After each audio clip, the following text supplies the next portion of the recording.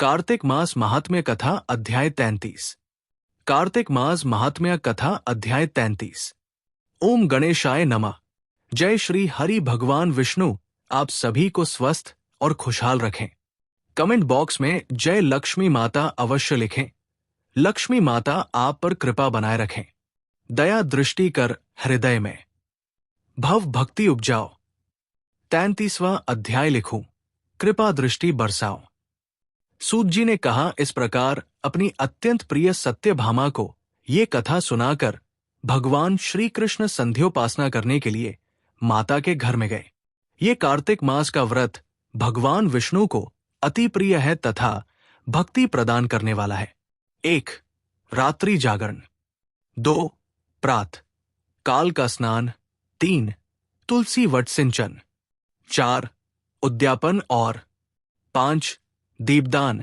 ये 5 कर्म भगवान विष्णु को प्रसन्न करने वाले हैं, इसलिए इनका पालन अवश्य करना चाहिए।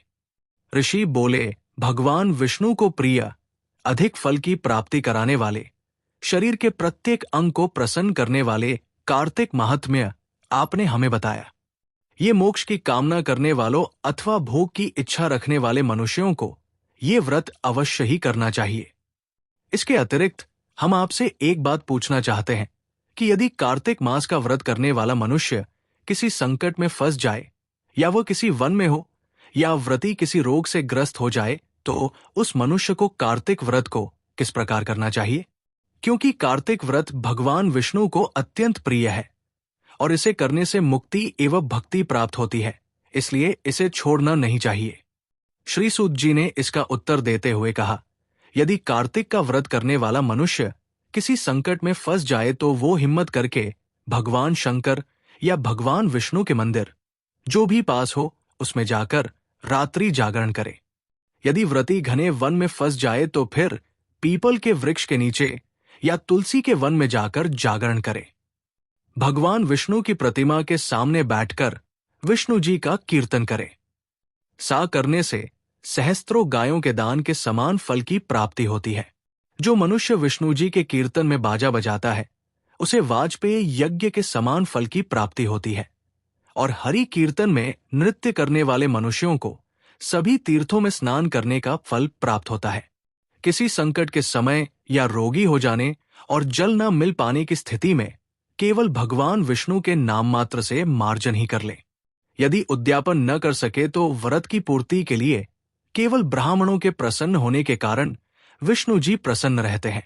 यदि मनुष्य दीपदान करने में असमर्थ हो तो दूसरे की दीप की वायु आदि से भली भांति रक्षा करे। यदि तुलसी का पौधा समीप न हो तो वैष्णव ब्राह्मण की ही पूजा कर ले, क्योंकि भगवान विष्णु सदैव अपने भक्तों के समीप रहते हैं।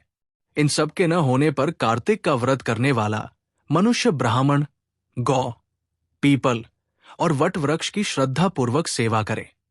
शौनक आदि ऋषि बोले, आपने गौ तथा ब्राह्मणों के समान पीपल और वट वृक्षों को बताया है, और सभी वृक्षों में पीपल तथा वट वृक्ष को ही श्रेष्ठ कहा है, इसका कारण बताइए। सूत जी बोले, पीपल भगवान विष्णु का और वट भगवान शंकर का स्वरूप है। पलाश ब्रह्मा जी के अंश से उत्पन्न हुआ है। जो कार्तिक मास में उसके पत्तल में भोजन करता है वो भगवान विष्णु के लोक में जाता है। जो इन वृक्षों की पूजा, सेवा एवं दर्शन करते हैं उनके सभी पाप नष्ट हो जाते हैं। ऋषियों ने पूछा है, प्रभु, हम लोगों के मन में एक शंका है कि ब्रह्मा, विष्णु और शंकर वृक्ष स्वरूप क्यों हुए? कृपया आप हमारी इस शंका का निवारण कीजिए। सूत जी बोले, प्राचीन काल में भगवान शिव तथा माता पार्वती विहार कर रहे थे। उस समय उनके विहार में विघ्न उपस्थित करने के उद्देश्य से अग्निदेव ब्राह्मण का रूप धारण करके वहां पहुंचे। विहार के आनंद के वशीभूत हो जाने के कारण कुपित होकर माता पार्वती ने सभी देवताओं को शाप दे दिया। माता पार्वती ने कहा है, देवताओं, विश्व सुख से कीट पतंगे तक अनभिज्ञ नहीं है। आप लोगों ने देवता होकर भी उसमें विघ्न उपस्थित किया है, इसलिए आप सभी वृक्ष बन जाओ। सूत जी बोले, इस प्रकार कुपित पार्वती जी के शाप के कारण समस्त देवता वृक्ष बन गए। यही कारण है कि भगवान विष्णु पीपल और शिव जी वट वृक्ष हो गए। इसलिए भगवान विष्णु का शनिदेव के साथ योग होने के कारण केवल शनिवार को ही पीपल को छूना चाहिए, अन्य किसी भी दिन नहीं छूना चाहिए। अगर आपको ये कथाएं पसंद है तो हमारे चैनल अनबॉक्स सनातन को सब्सक्राइब, शेयर, लाइक और कमेंट बॉक्स में जय श्री हरि अवश्य लिखें।